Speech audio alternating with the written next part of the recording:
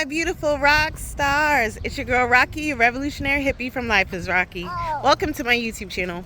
So today I happen to be on a walk with my daughter, so excuse all of the surrounding sounds. But I just had to record this moment because this morning was such a parenting win for me. So a couple backstories. So for spring, I got her one of those cycle toys. So it shows the cycle, the life cycle of an egg to a chicken. So we learned about the egg hatching and a chick hatching from the egg, right?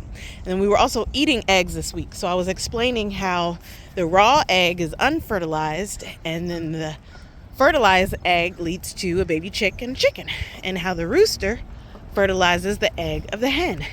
Then I also happened to be menstruating, and because my daughter follows me everywhere, she was in the bathroom with me seeing all the stuff. So, which, I'm normalizing because that was not normal for me growing up, and I want to do things different. So yes, I've explained menstruation, but this time it was connecting all the dots, because it was mommy has an egg, the chicken has an egg, and my womb gets nice and cushiony with blankets and pillows and cushions and making a home for the egg. But if the egg is unfertilized, then my body sheds the cushiony pillows and blankets and all that stuff, and it looks like blood.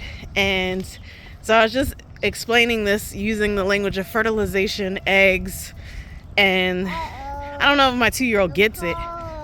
Yep, I see the car.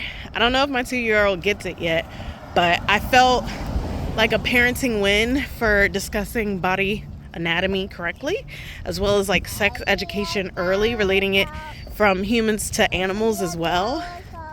You see the garbage truck? Yeah. And that is just normal, right? This is just life. And it's really not that big a deal. And you don't have to talk about sex. You don't have to go into detail just to explain the process. We're not saying how the fertilization happens, but we're just saying what actually happens, because kids are curious. And again, it's a part of life, and they want to know these things anyway. And again, for me, menstruation runs early in my family. I got mine at 9, so I'm already prepping. That's gonna be a conversation, right? And I don't want it to be surprising, like it almost was for my sister. My mom told my sister 2 weeks before it came for her. But also through teaching animals, which this summer our curriculum is big onto animals. So I have some animal puzzles, I have some animal figurines, and things like that. So we're gonna be learning a lot more about animals. In the spring, we learned about life cycles, or started to. So yeah, through learning about other species, but she already loves learning about mammals, because mammals breastfeed just like mommy breastfeeds, right? So connecting it to other species is just really helpful to make it make sense and to remove all of the stigma and shame that humans have placed on it for some bizarre reason. But yeah. Right? But yeah, so I'm just thankful for this parenting moment, and that we were able to just connect all those dots. And then I've also taught her correct body anatomy for vulva and vagina and urethra and penis and all that other stuff. And Baba's at the grocery store. We're gonna see him when he gets home, okay? And that is just a matter of her being in the bathroom with us, we're potty training now, so her learning that she has a vulva and mama has a vulva and Baba has a penis, and males have penises and females have vulvas. And I'm using male and female because, good God, the gender dynamic today is hard to teach 2-year-olds, so we're just gonna stick with the biological sex. But yeah, so I'm proud of what I'm teaching so far. How are you teaching your children about all this complex topics? And making it normal, reducing the stigma, the shame, the silence, the secrecy. And that was another thing that I decided to do with my child, and my husband was definitely uncomfortable with it, but I'm a therapist, and I saw kids I saw kids as young as 2, and a lot of times they were exposed to genitalia by other children, and it was just a matter of curiosity and exploration, especially with opposite sex. It's like, you have something different than me, I want to see. And it was like, I want our daughters, especially, first exposure to a penis to be someone she's comfortable and safe with, not a random kid who, is just learning his body his own, and then, they want to touch, and then we explain, you do not touch.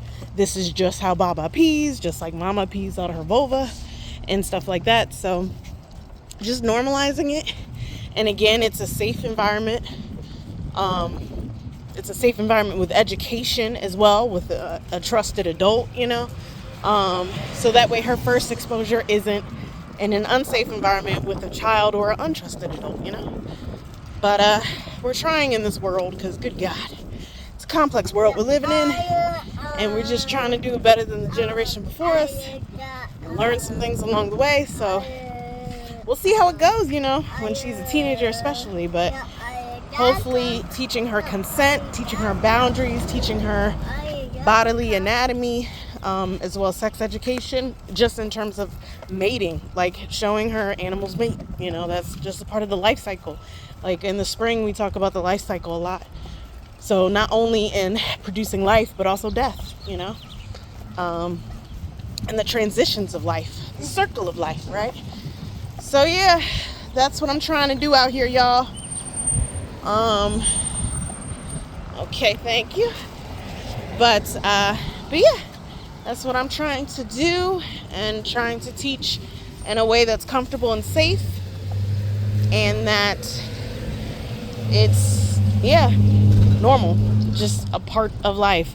And like, I went to Jamaica, and I was at a school for 6 to 9 year olds, and we were going through the alphabet for body parts, and they just shouted out penis and vulva, or vagina, just like they shouted out head and arm. It wasn't nothing different, just another body part. And I was like, what are we doing in the U.S., man? What are we doing? And it's still Christian, but it's a lot more, and I think like with Carnival and stuff, like it's a lot more freedom of sexuality and understanding and celebration of sexuality as just a part of the human species, a part of life, part of nature, and it's nothing bad. There's nothing wrong about it. It's just respecting the consent and boundaries, and then also, again, understanding the emotional context of that. It's actually teaching people versus not. Versus avoidance and abstinence and all that stuff. So those are my 2 cents. Let me know how you're parenting your children, specifically toddlers and preschoolers, as body exploration of themselves and of their peers is very normal. But yeah, that is what we are doing today. But all right, let me go. Take care of you beautiful people, and let me know your thoughts below. Light and love.